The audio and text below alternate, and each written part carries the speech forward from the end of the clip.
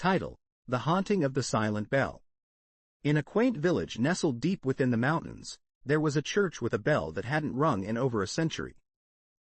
The villagers called it the Silent Bell, and though the church was still in use, the bell tower remained locked, its heavy iron bell covered in dust and cobwebs.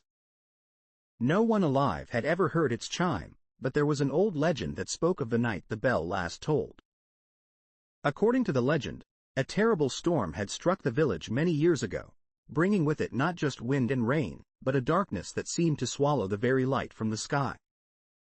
On that night, the church bell rang by itself, its mournful tolling echoing through the village, though no one was in the bell tower to ring it.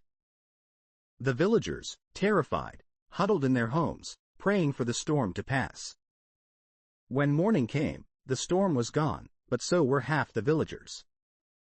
Their homes were found empty, doors left open, and not a single trace of the missing could be found. Since that night, the bell had remained silent and the tower was sealed. Decades later, a young priest named Father Michael was assigned to the church. Unlike the villagers, he did not believe in the old superstitions and was determined to restore the church to its former glory. One evening, while cleaning out the old storage rooms, he discovered a rusted key. It was the key to the bell tower. Driven by curiosity, Father Michael decided to unlock the tower and inspect the bell. As he ascended the spiral staircase, the air grew colder, and a sense of unease settled over him. The walls were damp, and the sound of his footsteps echoed ominously. When he reached the top, the massive bell loomed above him, its surface etched with strange symbols that seemed to glow faintly in the dim light. Ignoring the chill that ran down his spine, Father Michael stepped closer, reaching out to touch the bell. The moment his hand made contact, a deep, resonant sound filled the air.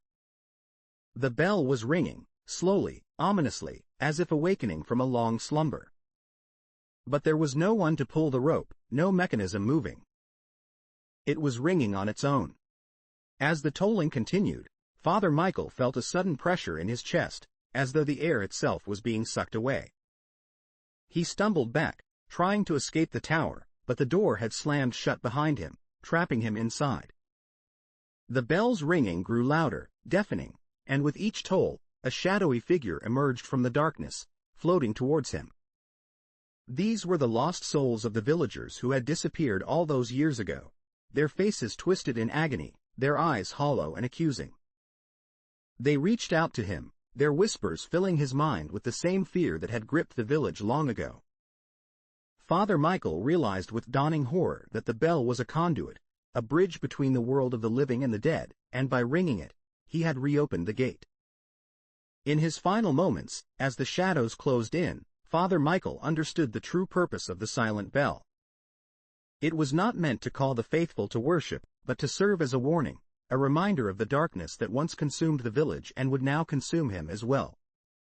The last thing he heard was the toll of the bell, now silent to the outside world, but deafening in his mind, as the shadows dragged him into the darkness.